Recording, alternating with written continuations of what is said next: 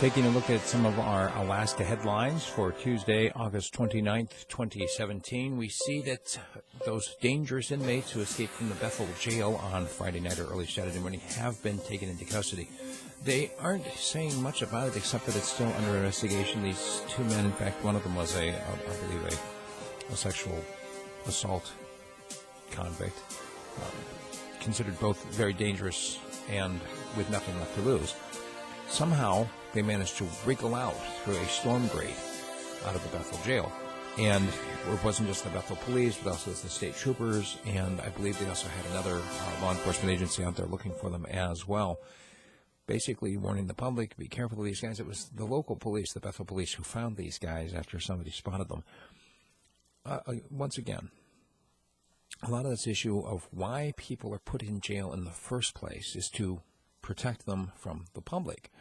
And if they can just escape, then now we've got not just armed suspects or escaped inmates running around in the public. Now you've got armed police out there chasing after them.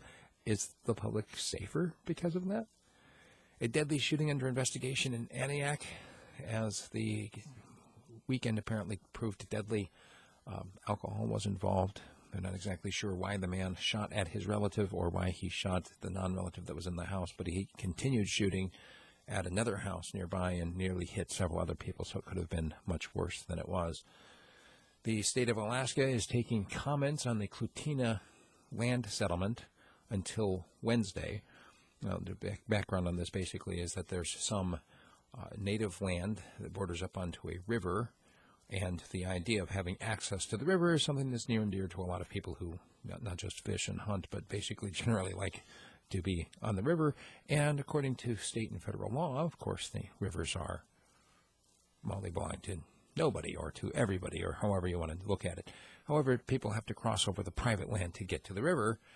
And so it goes back to some public access rules that date all the way back to the 19th century about whether there has been established public access through a particular piece of land, that it has to be preserved. Well, at this point, they believe that if it had gone to trial, that the native groups might have actually won, which then would have changed everything about public access.